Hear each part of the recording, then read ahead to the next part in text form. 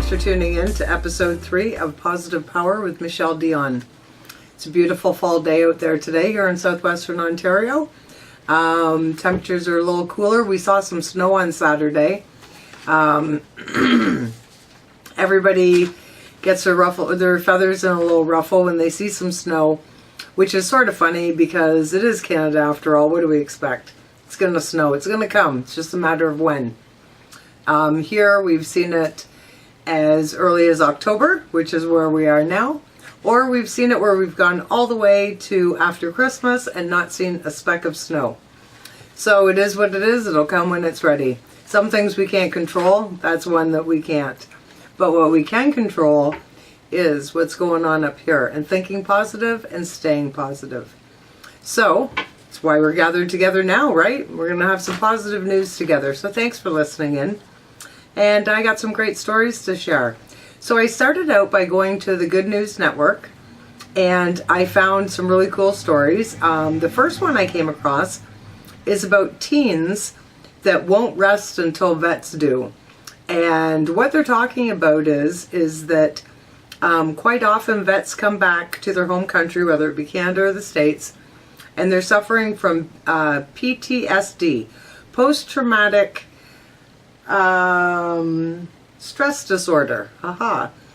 So that's what they're suffering from, and it comes with a variety of different symptoms, one of which is night terrors, where they wake up in the middle of the night and they think they're back in the scene of the war or something they've gone through. Maybe they're having a flashback. Maybe it's something completely new and different, but it's terrifying and startling for them, for their spouse, for all involved. So there's a son of a vet that's dealing with this, and so he sees his father and what he's dealing with. So he came up with an idea. Him and his buddies entered the Hack DC contest, and what that is that's a contest in DC, obviously, where they go and they come up with different apps for different things. So what they did in 36 hours, which is pretty remarkable on its own, what they did is they came up with an app that it goes in through a phone that can be connected through Bluetooth, and it picks up on your heart rate and different triggers in your body when you're going into these night terrors.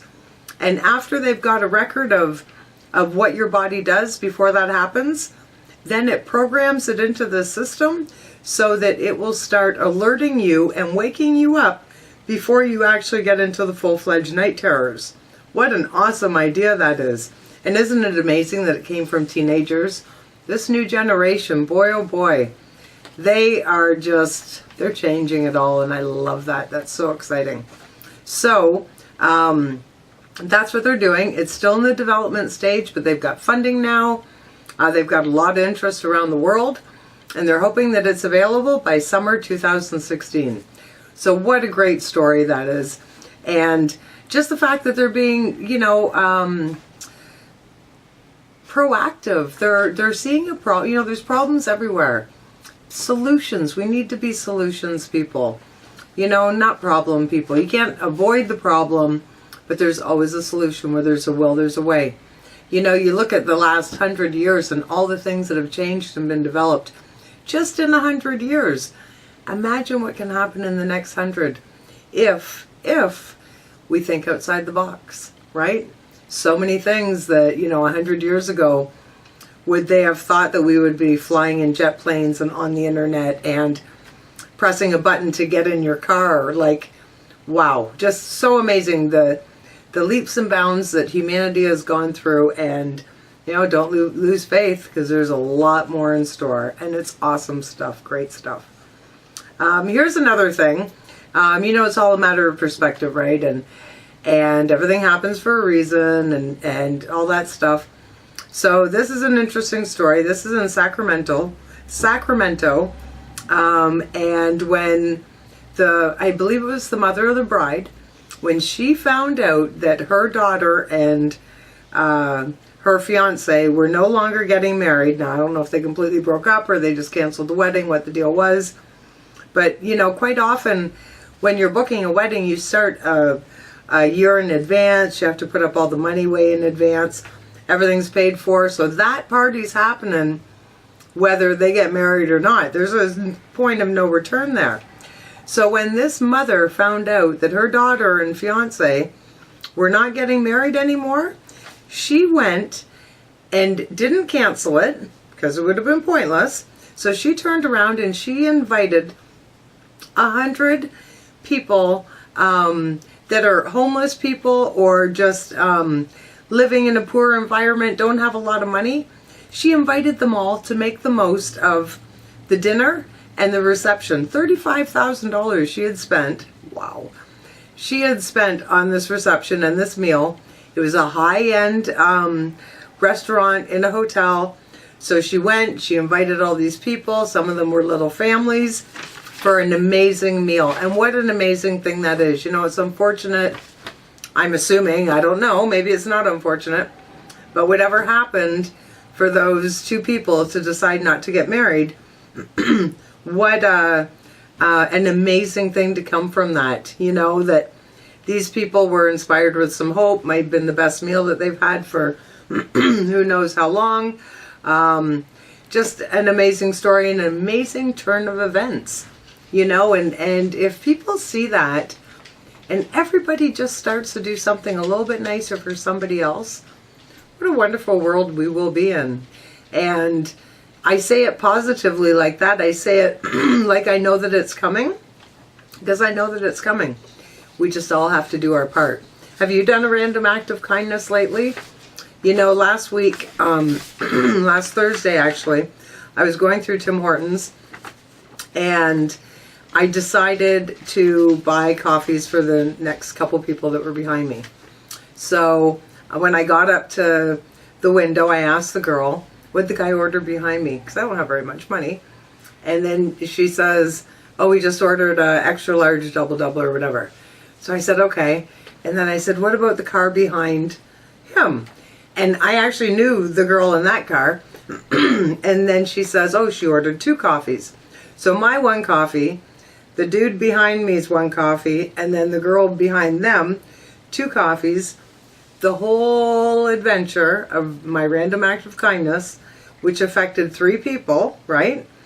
I assume, because it was 3 coffees plus my own, cost me $8 and change.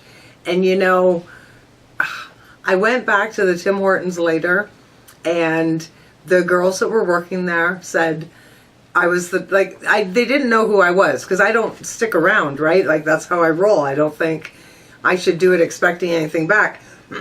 So I just paid for it and I took off. But they said that everybody started doing it. It started a chain reaction. So like, that guy already had his $2 in his hand.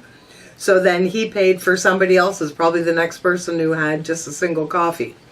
And then the person behind them that had the 2 coffees did the same thing. What a wonderful wave of reaction that just keeps on giving and giving and giving. Like, that was at probably 10:30 in the morning. So, you know, that might have gone on till lunchtime. You know, like, how awesome is that? And it's just so easy. All those people got a little blast of positivity, even if just for a moment, and it cost me $8.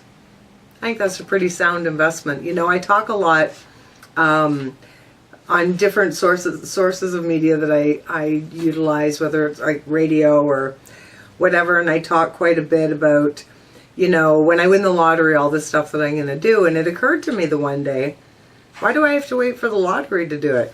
Why can't I do it now? So that's what I've started doing. I've started doing it now. And you know, on Thursday, I bought those coffees for those people. Then I went and I bought a lottery ticket. And there was one of my daughter's 21. There was one of her friends that were there at the gas station, and we were talking about how I want to be on Ellen. And so we were talking, and I bought this $2 ticket, and I said to her, hey, sign this for me. So we both signed the ticket. So it didn't end up being a winner, but if it did end up being a winner, we would have split it 50-50. Another random act of kindness, right? And then the same day, I saw somebody I knew standing at a bus stop. It was starting to rain. So I circled around and I gave her a ride. And you know, She wasn't going my way. She was going to the total opposite end of town. Sarnia is not a big town where we live, so not a big deal. I think I spent 7 minutes. So, recap of the whole day. I started a chain reaction of free coffees at the Tim Hortons. I welcomed somebody into my world to share a lottery ticket, so I hope she did some daydreaming all day about if we won, how awesome that would be. Because daydreaming and visualization is very powerful. And I gave somebody a ride. And she got to keep her $2.50 or whatever it was she would have spent on the bus. Saved her from getting wet. And maybe she had some extra time to browse through the mall. Because that's where I ended up taking her to. So I felt really good. And I think they felt really good. And total dollars spent. What was a $2 ticket? So $10 and change. See how easy that is? And you can do it too. So I challenge you. I challenge you in the next week to do a couple random acts of kindness. Just little stuff like that. Nothing heavy. If you're in the Tim Hortons or wherever it is you buy your coffee and the person behind you bought 8 sandwiches, 2 donuts, and a bagel, okay, don't do it that time. Nobody says you have to sell the farm. Nobody says you have to, get out of your safety zone or your comfort zone. You'll know. Just follow your gut. When you get that little inspired, hey, that guy's by himself in the car behind me. Maybe he's just having one thing I can afford. Give it a try. You've got nothing to lose. So thanks for listening in. It's been a great show. It's been a great day. And it's going to be a great week. So don't forget, if nothing else, you are awesome. You're awesome. You're amazing. And damn, I like that shirt on you. Have a great week. See you next time.